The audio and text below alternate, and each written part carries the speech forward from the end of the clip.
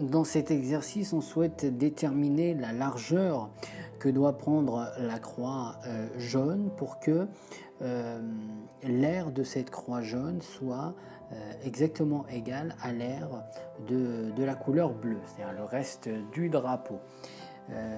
Et bien pour cela, on modélise cette largeur par x et on essaye de construire une équation. En résolvant l'équation, on trouvera là où les valeurs possibles pour cette largeur x. Alors on va d'abord exprimer les aires séparément, c'est-à-dire l'aire de la partie jaune et puis l'aire de la partie bleue. Et bien la bande verticale, donc que je repasse juste ici pour que on puisse l'identifier, c'est un rectangle de largeur x et de longueur 3 mètres. Donc pour calculer son aire, eh bien c'est simplement longueur fois largeur, et longueur fois largeur, donc c'est 3 fois x. 3 fois x. La bande horizontale, ici, pareil, c'est un rectangle de longueur 4 mètres et de largeur x. Donc pour exprimer pareil son aire, ça va être 4 fois x. Donc on rajoutera cette aire ici, donc plus 4 fois x. Alors attention, on a compté une petite partie ici, on l'a compté 2 fois. Donc celle-ci là, ce petit rectangle, c'est à l'intersection entre les deux bandes. Eh bien cette aire qu'on a ici, on l'a compté 2 fois. Cette aire, c'est un carré de côté x. Donc il faut la soustraire une fois. Donc on va soustraire moins x fois x. Et ce calcul donc représente l'aire qu'on appellera peut-être ici l'aire AJ pour l'aire de la partie jaune. On simplifiera cette expression, on obtient AJ égale 3x plus 4x moins x carré. Simplifions encore, alors 7x moins x carré. On peut ordonner aussi l'expression et trouver que AJ donc égale moins x carré plus 7x. Ceci donc est l'expression de l'aire jaune en fonction de x. Maintenant il faut chercher l'aire de la partie bleue. Alors c'est encore plus simple que ce que nous venons de faire parce que l'aire de la partie bleue, c'est simplement l'aire totale. On la note donc R de la partie bleue A indice petit b. Ça va être l'aire totale AT moins l'aire jaune. L'aire totale, ici nous avons un drapeau, donc c'est un rectangle de 3 sur 4, 3 mètres de large sur 4 mètres de long. Donc son aire totale, eh bien, c'est 3 fois 4. L'aire de la partie jaune, nous venons d'encadrer et de souligner son expression. Attention juste à mettre les parenthèses, moins x carré plus 7x. En simplifiant cette expression, on obtient l'aire de la partie bleue.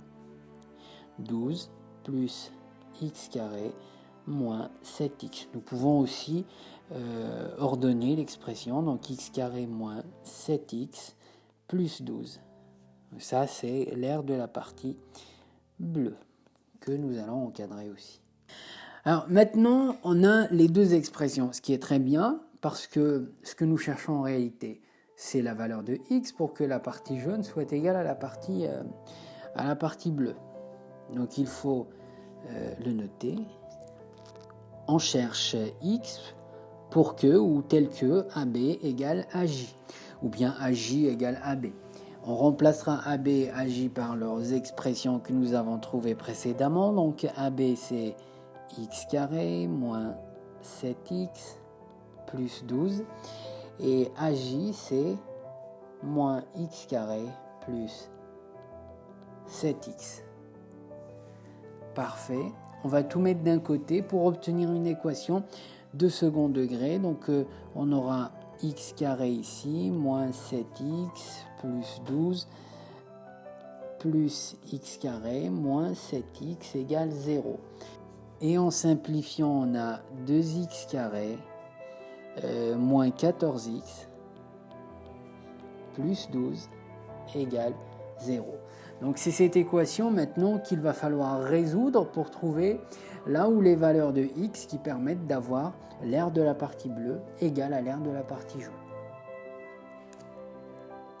Pour résoudre l'équation 2x carré moins 14x plus 12 égale 0, il va falloir calculer le discriminant delta. Alors delta égale b carré moins 4ac, delta égale b carré moins 4ac. Ici nous avons un polynôme ax carré plus bx plus c égale 0. Nous allons par identification prendre la valeur de b, de a et de c et les remplacer dans l'expression de delta. Ainsi, b qui est égal à moins 14, on obtient moins 14 au carré. A qui est égal à 2, donc on a moins 4 fois 2 fois 12. 12 est la valeur de c.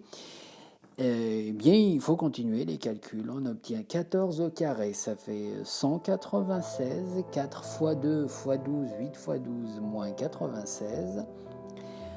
196 moins 96, on obtient donc delta égale 100.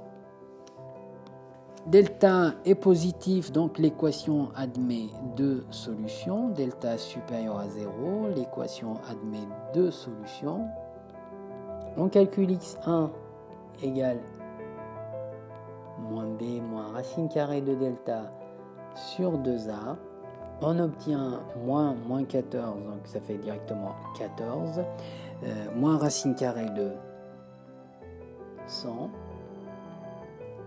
sur 2 fois 2. On obtient x1 égale 14 moins 10 sur 4. 14 moins 10 égale 4, 4 sur 4, 1. On obtient donc x1 égale 1. Voici donc la valeur de x1. On va calculer la valeur de x2. x2 égale moins b plus racine carrée de delta sur 2a, ce qui donne 14 plus racine carrée de 100 sur 2 fois 2. x2 égale 14 plus 10 sur 4, 24 sur 4, ce qui donne x2 égale 6. Voilà donc les deux solutions qu'on obtient pour cette équation. x1 égale 1, x2 égale 6. Maintenant, il faut interpréter ces résultats dans le cadre de l'exercice et du problème. Donc le problème, je remets ici. Donc nous avons le drapeau qui fait 3 mètres de large sur 4 mètres de long. Le souci, c'est que nous avons trouvé une valeur ici, x2 égale 6. Ça veut dire 6 mètres. Donc la croix jaune va faire 6 mètres de large, sachant que le drapeau fait 4 mètres de long et 3 mètres de large, ce qui est impossible finalement. Donc cette solution n'est pas réaliste, n'est pas possible dans le cadre de cet exercice-là.